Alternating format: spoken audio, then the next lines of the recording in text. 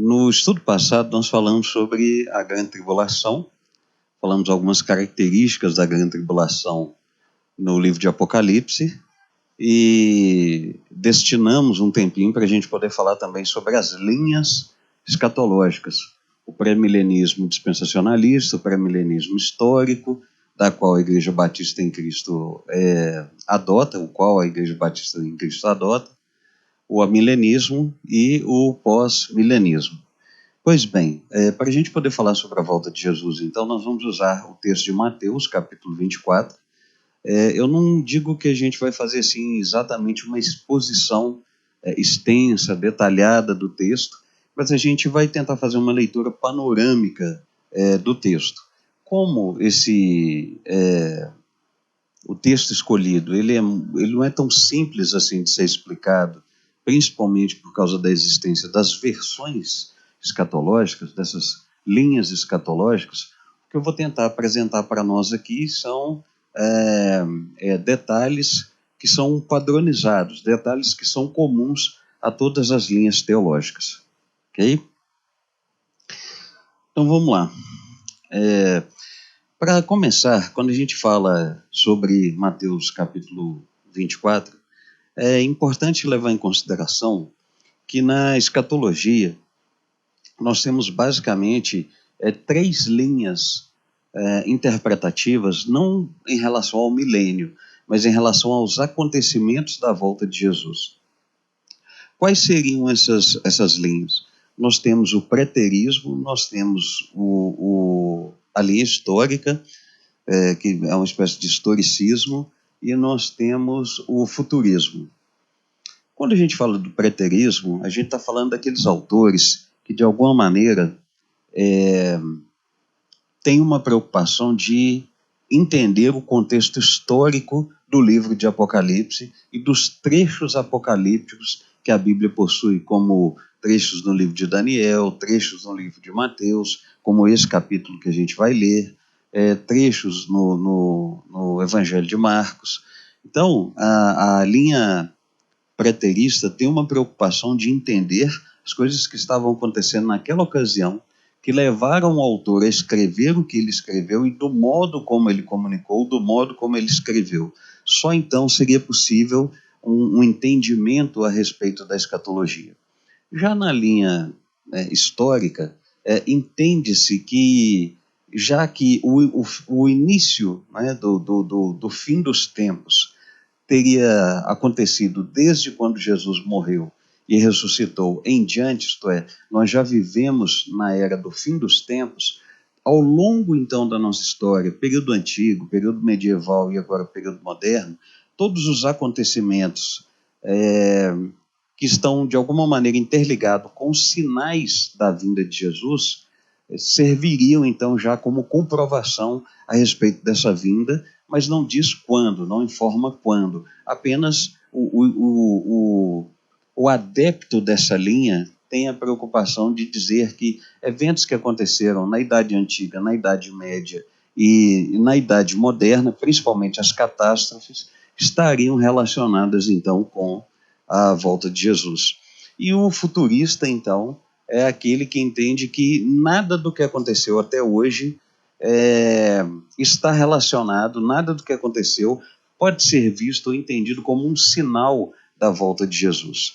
Nesse caso, então, aquilo que é predito em Apocalipse de João é algo futuro, é algo que ainda está por acontecer. Então, Mateus capítulo 24 e capítulo 25 podem ser entendidos como o sermão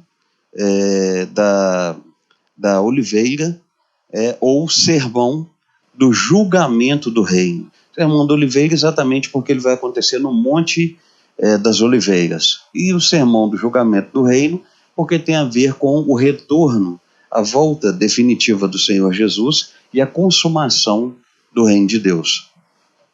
De modo que o pecado seja extirpado e entremos depois no estado eterno de gozo com o Senhor para nós que formos salvos.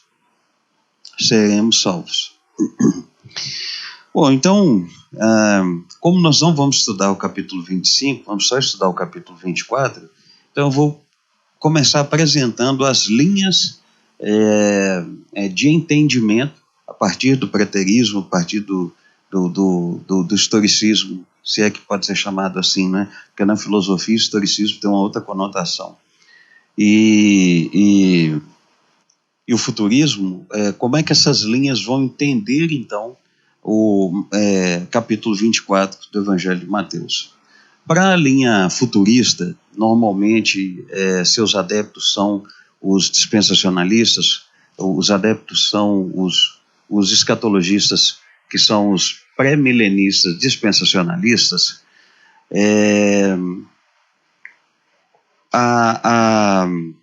Todo o capítulo 24 estaria se referindo a algo futuro, a algo que ainda está por vir.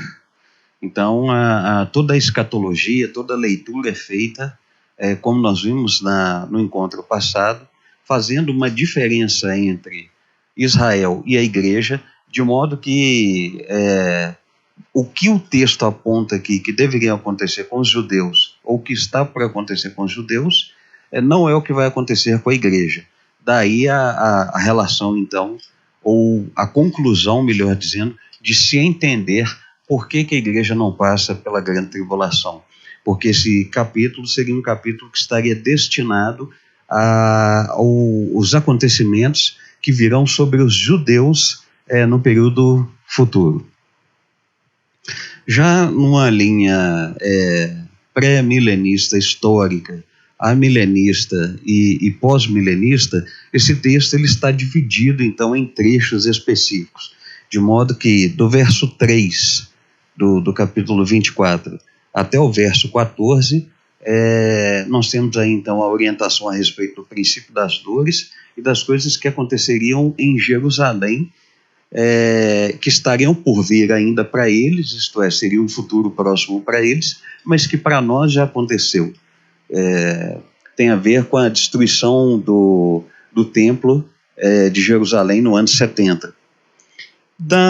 Do versículo 15 até o versículo 28, nós ainda podemos ver como acontecimentos específicos em Jerusalém, e somente então do verso 29 até o verso 44 é que nós teríamos então uma orientação futura, algo que ainda está por vir, mas que Jesus tem uma preocupação de mostrar que esses acontecimentos tiveram o seu início lá naquela ocasião e que ainda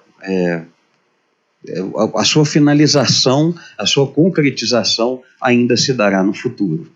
De modo, então, que o verso 45 até o verso 51 teria a ver, então, com a instrução para nós a respeito de como deveria ser a nossa conduta em relação ao entendimento dessa volta. Então, introduzindo, a partir do preterismo, do historicismo e do futurismo, nós temos esses dois grandes entendimentos, duas grandes interpretações aqui a respeito de Mateus 24. Ainda, para a gente finalizar, então, a nossa introdução, se nós seguirmos uma linha do pré-milenismo histórico e do pré-milenismo dispensacionalista, Israel e a igreja não são o mesmo povo. Devemos nos lembrar do estudo passado que eu dei e que eu comentei que o texto bíblico, então, segundo a interpretação dos pré-milenistas históricos e dos dispensacionalistas, Deus teria uma forma diferente de tratar com cada um. Com a igreja de um jeito, com Israel de outro jeito. De modo, então, que a leitura desse capítulo 24 seria, num primeiro momento, um entendimento. Se fôssemos dispensacionalistas, tudo isso aqui teria a ver com a igreja. Se somos históricos, pré-milenistas históricos, e podemos entender que a primeira metade, então, o primeiro terço, já que nós dividimos terços em três partes, o primeiro terço e o segundo terço teriam a ver com Israel, e o terceiro e derradeiro terço teria a ver com a igreja, e agora levando em consideração também os próprios israelitas. Agora, se fôssemos amilenistas ou pós-milenistas, então poderíamos, de qualquer maneira, fazer essa divisão do texto sem trazer nenhum comprometimento para a interpretação em relação à questão do milênio. Muito bem. Finalmente, então, vamos para o capítulo 24, e como eu disse, eu vou tentar levantar informações aqui que têm a ver com aquilo que é padrão em todas essas correntes de interpretação em se tratando do milênio, e aquilo que é padrão em se tratando dessas correntes de interpretação preterista, historicista e futurista. No capítulo 24, então, verso 1 até o verso 3, o texto diz assim: tendo Jesus saído do templo, ia se retirando, quando se aproximaram dele os seus discípulos para lhes mostrar as construções do templo. Ele, porém, lhes disse: não vedes tudo isto? Em verdade vos digo que não ficará aqui pedra sobre pedra, até que seja derribada. No Monte das Oliveiras achava-se Jesus assentado, quando se aproximaram dele os discípulos em particular e lhe pediram: dize-nos quando sucederão estas coisas e que sinal haverá da tua vinda e da consumação do século. Então esse é o verso 3. Para a gente poder entender toda a conjuntura, todo o contexto histórico e textual do capítulo 24, é fundamental nós entendermos que do verso 4 até o verso 44, tudo o que está sendo dito gira em torno das perguntas feitas pelos discípulos até o verso 3. A gente pode notar que nós temos aqui basicamente duas perguntas. A primeira delas é: quando sucederão as coisas? Isto é, quais coisas? Note, Jesus estava saindo do templo e eles então começaram a admirar a arquitetura do templo. É muito importante considerar aqui que, nesse exato momento, por mais que Jesus estivesse andando com eles e estivesse explicando o Evangelho, eles ainda não haviam assimilado a necessidade de Jesus ir para Jerusalém, ir para a cruz, morrer e ressuscitar. Uma evidência disso é que, depois da ressurreição de Jesus, no fim do Evangelho de Lucas, é que Jesus, ao se reunir com eles, sopra-lhes o Espírito, é o capítulo 24, se eu não me engano, e o capítulo discorre que Jesus os orienta dizendo que era necessário que aquilo que estava escrito na lei, nos salmos e nos profetas que estava predito a respeito dele, acontecesse com ele. Então, o que dá a entender é que eles só tiveram um entendimento claro a respeito da necessidade da morte e da ressurreição de Jesus depois do evento de fato acontecido. Como nesse momento, então, eles não tinham esse entendimento, eles começam a interrogar, não exatamente interrogar, interpelar Jesus a respeito da beleza do templo, com seus edifícios, suas construções, e Jesus deixa claro que não haveria ali pedra sobre pedra.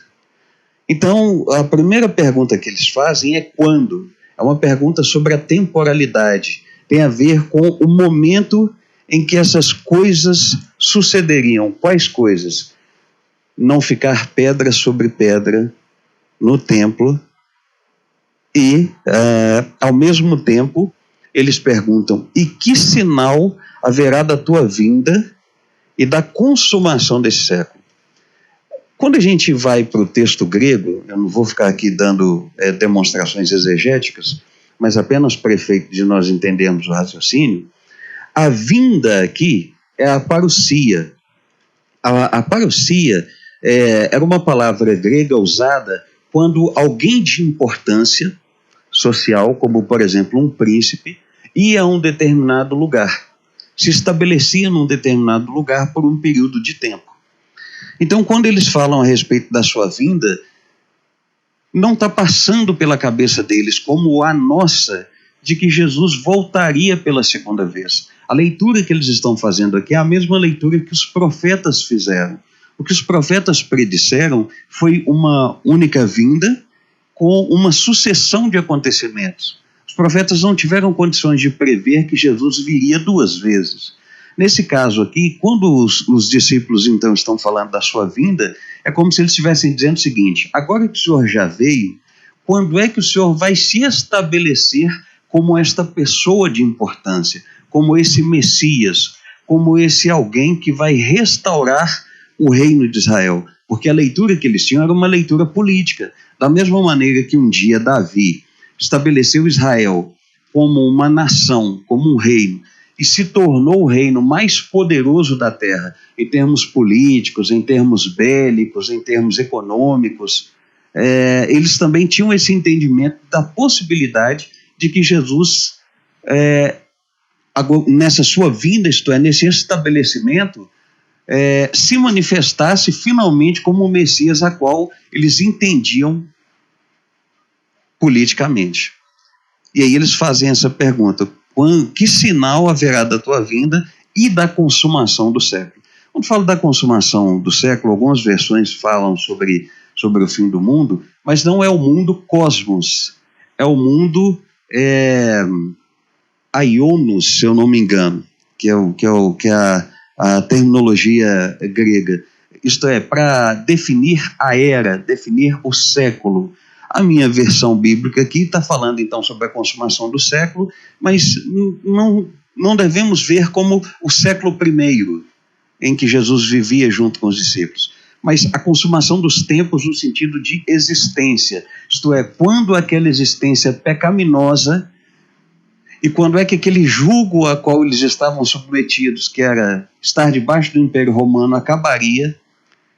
Que sinais eles teriam de que isso finalmente acabaria, de que Jesus se estabeleceria como esse Messias? Então, do verso 4 em diante, Jesus não dá a primeira resposta. Ele não tem a preocupação de dar a primeira resposta do quando. Ele só vai dar essa primeira resposta do quando lá no verso 36, quando ele diz: mas a respeito daquele dia e hora, ninguém sabe, nem os anjos dos céus, nem o Filho, senão o Pai. Porque Jesus não está preocupado em explicar quando. Todo o capítulo 24, esse restante capítulo 24, vai trazer para nós agora informações a respeito de como, isto é, quais são estes sinais. E isso é padrão, tanto para o amilenista, quanto para o pós-milenista, quanto para os pré-milenistas, histórico e dispensacionalista. Agora, a organização desses eventos é que vai depender, então, dessa leitura. Para os amilenistas e pós-milenistas, a sua tendência é ser, para os pós-milenistas e pré-milenistas, a sua tendência é ser preterista e historicista. Para os pré-milenistas dispensacionalistas e pré-milenistas históricos, a sua tendência é ser futurista. Mas, de qualquer maneira, o texto vai falar, sim, da tribulação, o texto vai falar, sim, do princípio das dores, o texto vai falar, sim, dessa volta do Senhor Jesus, e o texto fala, sim, sobre a vigilância. Então, vamos olhar a ordem agora em que esse texto é colocado. Do verso 4, então, até o verso 8, o primeiro aliás, há um conjunto aqui que nós podemos chamar de princípio das dores. Isto é, uma sequência de acontecimentos que ocorreriam ou que vão ocorrer, depende da vertente escatológica. Eu não vou ficar entrando em muitos detalhes, porque o pastor Maxwell já deu um estudo bíblico sobre o capítulo 24, verso 1 até o verso 14, então aqui eu estou fazendo só um aparato para a gente detalhar do verso 15 em diante. Então nós temos o princípio das dores. A primeira evidência, então, de que algo está por acontecer, ou já vem acontecendo desde que Jesus morreu e ressuscitou, como eu disse, depende da linha escatológica, e que tem a ver com a volta de Jesus, é o engano. O verso 4 ele diz: vede que ninguém vos engane, porque virão muitos em meu nome dizendo, eu sou o Cristo, e enganarão a muitos. Então, verso 4, verso 5, diz que o primeiro sinal do princípio das dores seria o surgimento, o aparecimento de falsos mestres que ensinariam na igreja. E aí nós temos o exemplo de falsos mestres na primeira carta de Pedro, nós temos falsos mestres na segunda carta de Pedro, temos exemplos de falsos mestres na primeira carta de João. Então, o que não faltam são exemplos bíblicos a respeito da presença desses falsos mestres. A questão é a interpretação que os escatologistas dão para a presença deles. Se esses que já surgiram têm a ver com os sinais, ou se ainda surgirão outros ainda piores. A seguir, Jesus começa a falar sobre guerras, rumores de guerras, no verso 6, e comprova que esses rumores de guerra trarão como consequência que nação se levante contra nação, no verso 7, e a consequência da consequência, produzindo então, em razão desse levantamento de nações contra nações em guerra, fome e situações climáticas e geográficas, como por exemplo, terremotos em vários lugares. E aí, Jesus abarca tudo isso, dizendo que esse é só o princípio das dores. Ao dizer que isso é o princípio das dores, ele dá um desdobramento, então, no verso 9, isto é, dá mais detalhes do que seria esse princípio das dores, quando ele começa a dizer o seguinte: então sereis atribulados, no verso 9, e vos matarão, sereis odiados de todas as nações por causa do meu nome. Nesse tempo, muitos hão de se escandalizar, trair e odiar uns aos outros. Levantar-se-ão muitos falsos profetas e enganarão a muitos. E por se multiplicar a iniquidade, o amor se esfriará de quase todos. Aquele, porém, que perseverar até o fim, esse será salvo. E será pregado este evangelho do reino por todo o mundo, para testemunho a todas as nações, então virá o fim. A gente pode pegar, então, do verso 3 até o verso 14 e dizer que Jesus faz uma síntese da sua vinda. Ele responde a segunda pergunta: quais são os sinais dessa sua vinda e da consumação do fim dos tempos, dos séculos? Então Jesus abarca tudo isso e sintetiza tudo isso no verso até o verso 14. Então tudo isso seria uma espécie assim, de resumão que Jesus dá dessa segunda vinda. Já no verso 15 em diante, em razão de nós adotarmos o pré-milenismo histórico, e nós precisamos trabalhar, então, a maioria das abordagens, como o milenismo e o pós-milenismo, então nós vamos partir do pressuposto de que esse é o segundo terço do texto que está dividido, falando ainda sobre essa questão de Jerusalém. Então, se no verso 3 até o verso 14, Jesus fala de uma forma generalizada, essa forma generalizada envolve acontecimentos que vão ocorrer, melhor dizendo, que ocorreram em Jerusalém, que têm ocorrido ao longo da história e que ainda vão ocorrer no futuro. Mas o desdobramento do que de fato estava por acontecer em Jerusalém, nós temos do verso 15 em diante.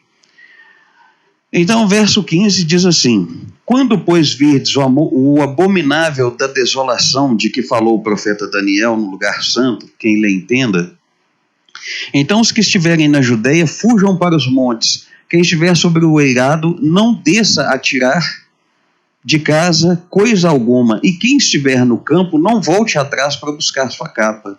Ai das que estiverem grávidas e das que amamentam naqueles dias. Orai para que a vossa fuga não se dê no inverno e nem no sábado, porque nesse tempo haverá grande tribulação, como desde o início do mundo, e até agora não tem havido, nem haverá jamais.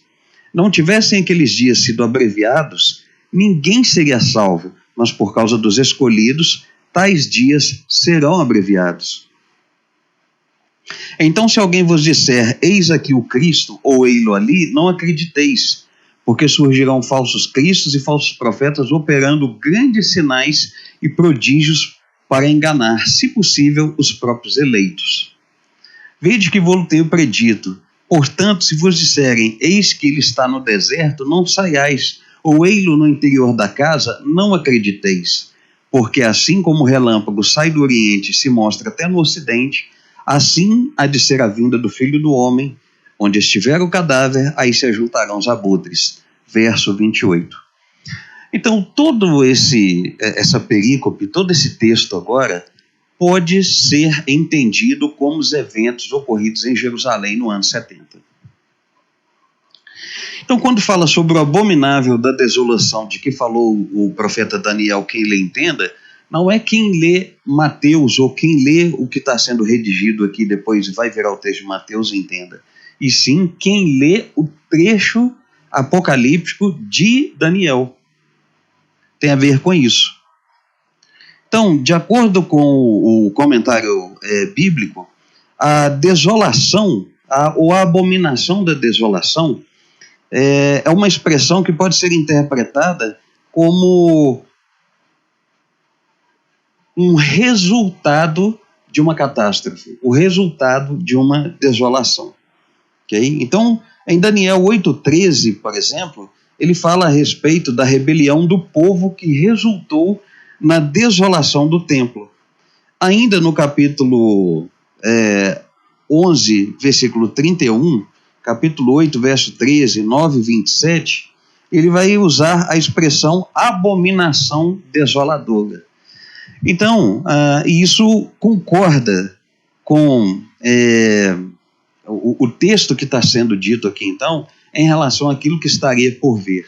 No ano 70, então, o povo se rebela contra Roma e tenta proclamar uma espécie de autonomia, uma espécie de independência, e com isso, então, Roma, através do general Tito, que viria a ser depois o próximo imperador, destrói o templo de Jerusalém, fazendo então com que muitos judeus fugissem para os montes. Eusébio de Cesareia, o historiador da igreja primitiva, ele chega a fazer o relato de que, em cumprimento de uma profecia, muitos judeus fugiram para os montes nessa ocasião. Então, quando a gente pega relatos extra-bíblicos e até os textos bíblicos, nós temos indício de que esse texto, de que esse segundo terço do texto está se referindo à destruição de Jerusalém. Quando fala, então, por exemplo, sobre aquelas que estiverem grávidas, eu me lembro que quando criança, eu assisti uma vez uma preleção de uma pessoa dizendo que isso teria a ver com arrebatamento. Então, ai das que estivessem grávidas, porque os bebês desapareceriam do ventre. Não é isso, não tem a ver com isso. As que estiverem grávidas tem a ver com a dificuldade de fuga, tem a ver com a dificuldade de locomoção, tem a ver com a dificuldade de fugir dessa situação de perseguição e de guerra. Então, note que o texto no verso 21 diz assim: porque nesse tempo haverá grande tribulação, como desde o início do mundo até agora não tem havido e nem haverá jamais. Gostaria de fazer uma ressalva, mesmo essa não sendo a perspectiva assumida pela IBEC, a Igreja Batista em Cristo, mas os amilenistas e os pós-milenistas trabalham com a hipótese de que a tribulação ocorre já dentro do período do milênio, justamente em função do verso 21. Porque já que o texto está falando que nesse tempo haverá uma grande tribulação, então para muitos cristãos, como eu disse, amilenistas e pós-milenistas, nós já passamos pelo período de tribulação e grande tribulação, estamos passando, é um período de tempo simbólico, porém com evidências concretas, em função de que essa grande tribulação já teria começado com a destruição do templo de Jerusalém em 70 em diante. Como nós, no caso, aqueles que são adeptos do pré-milenismo histórico e do pré-milenismo dispensacionalista têm a inclinação futurista, Então, seria possível dizer que o que acontece em Jerusalém na destruição do templo no ano 70 seria uma representação, um sinal, uma evidência, uma espécie de demonstração limitada, finita, daquilo que está por vir ainda de forma dantesca, de forma gigantesca, de forma global, quando esses eventos da grande tribulação ainda acontecerem. E aqui, Jesus, note que no verso 23 em diante, ele tem uma preocupação de dar ainda mais detalhes e reforçar a questão do engano. Se no verso 4 ele começa dizendo que virão muitos em nome dele, se dizendo ser ele, agora a partir do verso 23, ele torna a ressaltar, tá vendo? Mesmo diante da situação de tribulação, mesmo diante do que está por vir para Jerusalém, ainda assim, falsos mestres surgirão, falsos ensinadores surgirão, dizendo, Jesus está ali, ou eu tenho uma revelação nova a respeito de Jesus. E de alguma maneira, hoje, por exemplo, nós vemos muito isso. Nós, infelizmente, somos obrigados, digamos assim, ou em razão da mídia, da propagação, a gente acaba tendo notícias a respeito de falsos ensinos, como, por exemplo, a ideia de que se Jesus estivesse no Éden, ele pecaria no lugar de Adão, a ideia de que nós somos tão preciosos quanto Jesus, e outros ensinos mais que têm sido manifestados por aí de falsos mestres, que não são dignos de credibilidade. Muito bem, passada então essa perícope, esse texto, nós vamos para a terceira etapa, não, a terceira parte, a terceira perícope, a terceira divisão do texto de Mateus capítulo 24, em que agora, tanto para os preteristas, quanto historicistas, quanto futuristas, quanto os pré-milenistas, histórico e dispensacionalista, amilenista e pós-milenista, falam com mais clareza, todos entendem que esse texto está falando com mais clareza a respeito da volta de Jesus. Então, verso 29 em diante, diz assim: logo em seguida a tribulação daqueles dias. Quais dias? Já os acontecimentos ocorridos em Jerusalém no ano 70. Logo em seguida a tribulação daqueles dias, mas note que o logo em seguida tem um salto temporal. Jesus não fala exatamente quanto, né? Dá até para a gente brincar e falar que parece o Ali de Mineiro. Assim como o Ali de Mineiro é longe, mas a gente disse que é logo ali, o logo em seguida aqui, descrito por Jesus, pode ter um salto temporal que nós não sabemos definir exatamente quando. Mas, depois desses eventos ocorridos em Jerusalém, o sol escurecerá, a lua não dará sua claridade, as estrelas cairão do firmamento e os poderes do céu serão abalados. Então aparecerá no céu o sinal do Filho do Homem. Todos os povos da terra se lamentarão e verão o Filho do Homem vindo sobre as nuvens do céu, com poder e muita glória. E ele enviará os seus anjos com grande clangor de trombeta, os quais reunirão seus escolhidos dos quatro ventos, de uma a outra extremidade dos céus. Aprendei, pois, a parábola da figueira. Quando já os seus ramos se renovam e as folhas brotam, sabei que está próximo o verão. Assim também, quando virdes todas essas coisas, sabei que está próximo às portas. Em verdade vos digo que não passará essa geração sem que tudo isso aconteça. Passará o céu e a terra, porém as minhas palavras não passarão. Eu, por enquanto, vou até aqui. Daqui a pouquinho eu leio a segunda metade desse terceiro texto aqui. A tendência de quem é pré-milenista, histórico e dispensacionalista é fazer uma interpretação literal. Então espera-se que o sol de fato escureça, a lua não dê sua claridade, as estrelas caiam do firmamento, para que, quando tudo estiver obscuro, então, todos vejam a volta do Filho do Homem.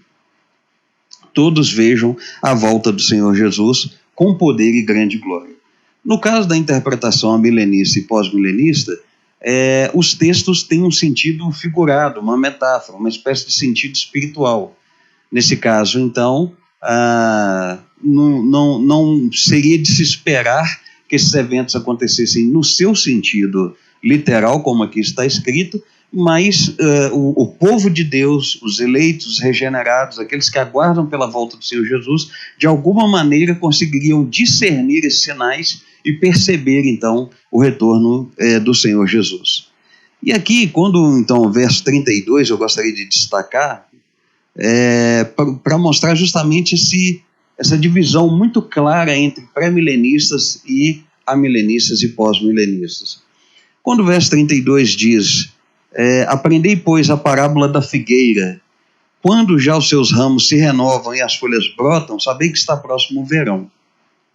Assim também vós, quando virdes todas essas coisas, sabei que está próximo às portas. Em verdade vos digo que não passará esta geração sem que tudo isso aconteça. Passará o céu e a terra, porém as minhas palavras não passarão. Para um pré-milenista, principalmente dispensacionalista, Israel é o relógio de Deus, como se fosse a partir dos acontecimentos históricos que ocorrem com Israel, que a igreja e todo o povo de Deus, incluindo os próprios israelitas que hão de ser salvos, então, nesse caso, gentios israelitas que comporão essa igreja, comporão esse povo de Deus, a partir dos acontecimentos com Israel, que todo o mundo teria condições de discernir o que de fato, se de fato a volta de Jesus está próxima ou não. É por isso que tem muita gente de olho nas análises políticas, é por isso que tem muita gente que é adepto, por exemplo, daquela proposta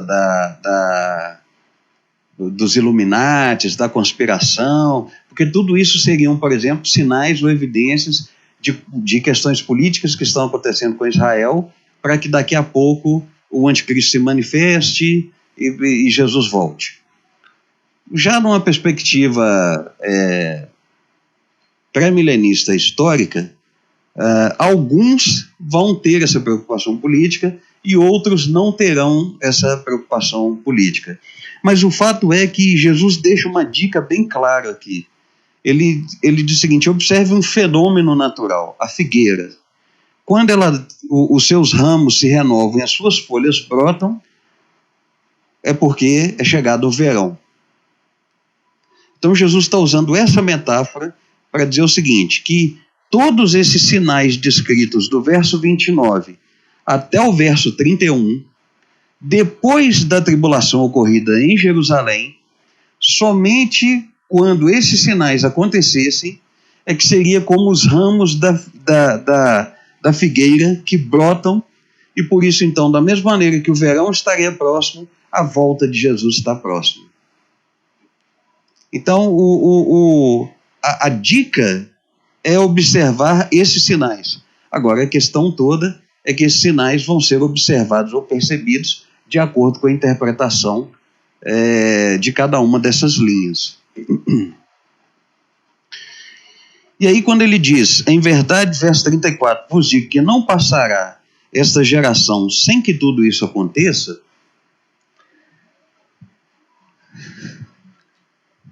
novamente, há uma preocupação aqui de entendermos que há uma espécie de mescla das orientações e dos acontecimentos.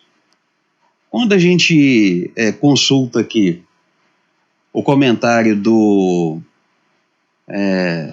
Brodus David Hale, do John MacArthur e a Bíblia de Genebra e alguns outros comentários, o que é colocado é o seguinte: o que esses autores têm em comum nos seus comentários é o seguinte, que deixa eu ver como é que eu explico para vocês. os acontecimentos de Jerusalém sinalizam a volta. Mas eles não são os únicos. E eles não são os derradeiros. Então, os acontecimentos da destruição de Jerusalém. É por isso que ele vai dizer que, em verdade vos digo que não passará essa geração sem que tudo isso aconteça. Tudo isso o quê? Ele está novamente se remetendo, Jesus novamente se remete aos acontecimentos da destruição de Jerusalém. Então, Jesus está fazendo uma mescla. Ele de novo resgata a destruição do templo em Jerusalém como ou a demonstração do que vai ser essa tribulação, ou já o início da tribulação e da grande tribulação, se for numa perspectiva milenista ou pós-milenista. Mas ainda assim é dito que esses acontecimentos, quais de Jerusalém, vão acontecer de modo que aquelas pessoas ali que estão presentes, ouvindo esse relato de Jesus no Monte das Oliveiras, a 1,5 km do templo onde ele havia partido com seus discípulos, eles presenciariam isso, eles viveriam para presenciar isso. E aí Jesus testifica isso, afirma isso dizendo: passará o céu e a terra, porém as minhas palavras não passarão. Ou seja, ele está dizendo, o que eu estou dizendo vai de fato acontecer. E aí o verso 36 em diante, é que ele tem aquela preocupação de resgatar os acontecimentos do verso 29 ao verso 38, e a dica que ele dá no verso 32 até o verso 32 e 33 da figueira. Então, se do verso 29 até o 31 ele está falando quais são os sinais da sua vinda, ele está de novo respondendo aquela pergunta do verso 3 dos discípulos, a segunda pergunta. E quais são os sinais da sua vinda e da consumação? Porém, agora no verso 36, ele tem a preocupação de responder a primeira parte da pergunta, ou a primeira pergunta. Quando se darão essas coisas? Quais coisas? Não ficar pedra sobre pedra no templo, e agora todo o restante da explicação dos sinais da vinda do verso 29 até o verso 31. Ele vai responder: mas a respeito daquele dia e hora ninguém sabe, nem os anjos dos céus, nem o Filho, senão o Pai.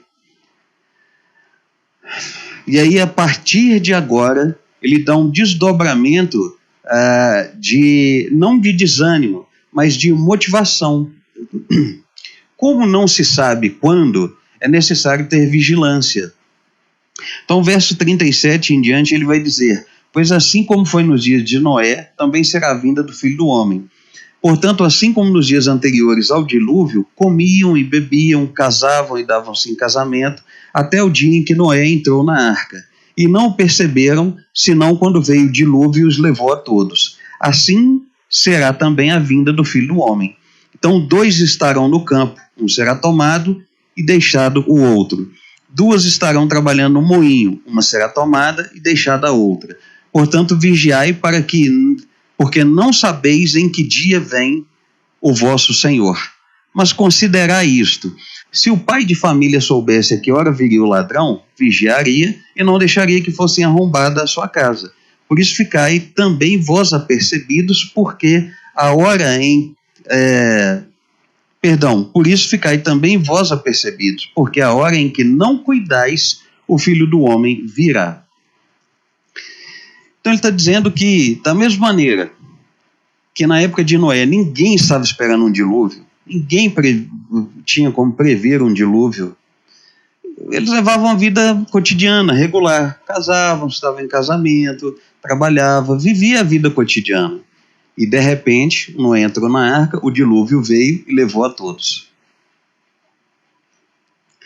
E aí o detalhe bastante interessante é que quando fala assim sobre o dilúvio veio e levou a todos, então a ênfase aqui não está na entrada da arca. Jesus não está falando das pessoas que vão para o céu, aqui especificamente nesse sentido, como se entrar na arca fosse uma metáfora para dizer que está entrando no céu. Jesus está advertindo sobre o susto que as pessoas vão tomar, porque da mesma maneira que a água do dilúvio as levou, da mesma maneira as pessoas serão levadas. Tem a ver com isso. Da mesma maneira que o dilúvio as levou aquelas pessoas, as pegou de surpresa, a volta do Filho do Homem vai pegar as pessoas de surpresa. Vai pegar as pessoas de surpresa. Evidentemente que nós não cremos que vai pegar os cristãos, porque o verso 32, Jesus deixou a dica da figueira. Presta atenção, da mesma maneira que a folha cresce e começa a dar o seu fruto, você sabe que está chegando o verão, quando você perceber todos os sinais que eu descrevi aqui, do verso 29 ao verso 31, você pode estar atento, porque esse princípio das dores já passou, esses sinais estão acontecendo, e daqui a pouquinho eu estou voltando. Então, Jesus está falando a respeito de prontidão, Jesus está falando a respeito de vigilância. Ele está dizendo, olha, você não sabe a hora que o ladrão entraria na sua casa. Se você soubesse a hora que o ladrão fosse entrar na sua casa, você ficaria de prontidão. Então, de novo, Jesus está comparando a volta dele com um ladrão que invade a casa.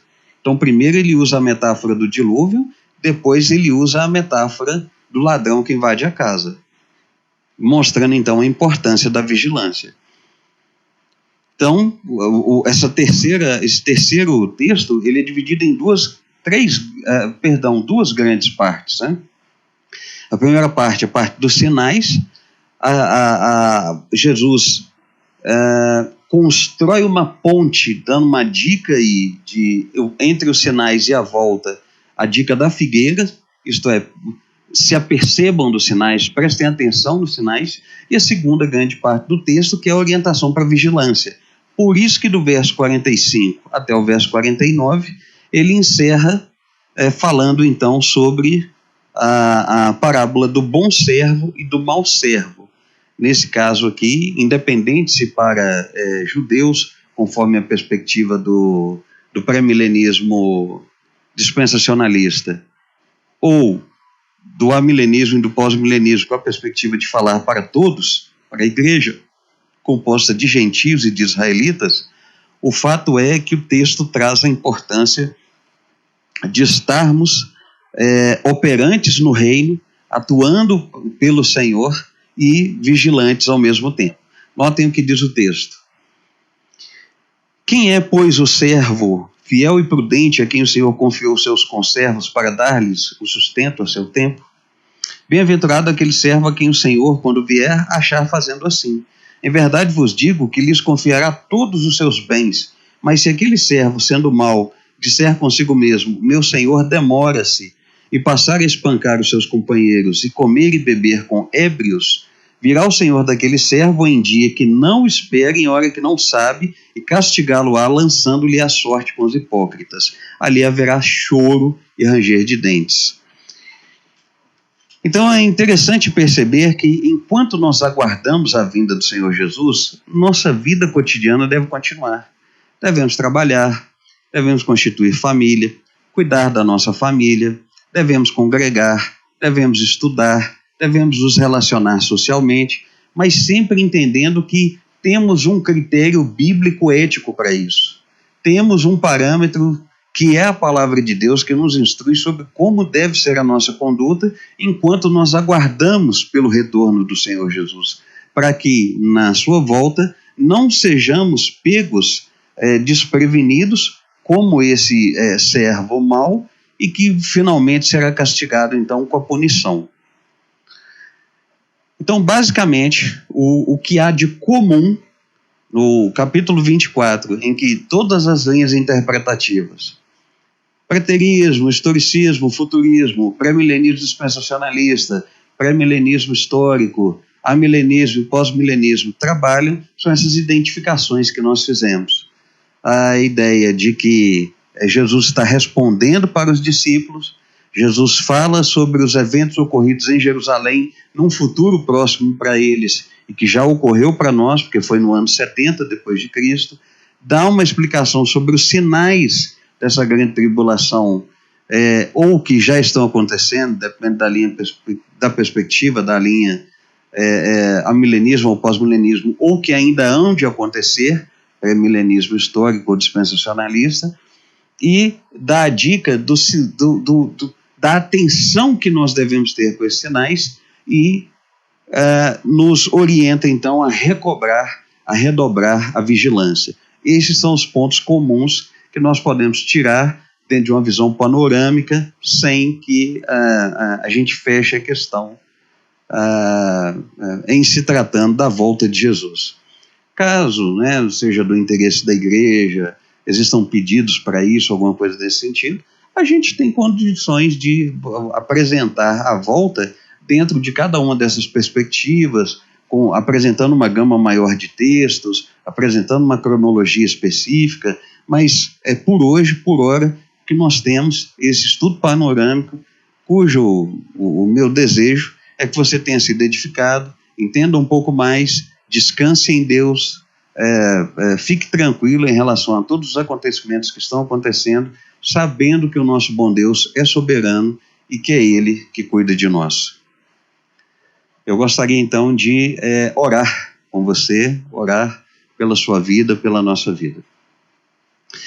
Meu Deus, em nome de nosso Senhor Jesus Cristo, eu te dou graças pela oportunidade que nós tivemos de estudar, te dou graças pela oportunidade que nós tivemos de aprender um pouco mais, e o meu desejo sincero, Senhor, é que todo esse conteúdo que nós lemos, que nós vimos, que nós estudamos, de alguma maneira traga alento ao coração do teu povo, traga conforto, mostre que independente dos sinais dos tempos, de fato, a cada dia que se passa, nós nos aproximamos mais da volta do Senhor, isso aí é um fato inegável, mas que o nosso coração pode descansar, sabendo então que se o Senhor prediziu acontecimentos que ocorreriam em Jerusalém, eles já aconteceram.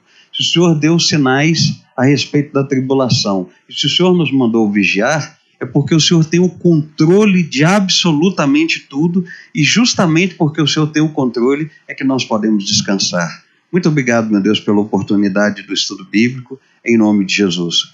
Para a próxima quinta-feira, então, pode ser que eu esteja aqui, pode ser que seja o pastor Maxwell, vai depender da escala, e aí nós anunciaremos ao longo da semana a respeito do próximo tema. Deus abençoe a sua vida.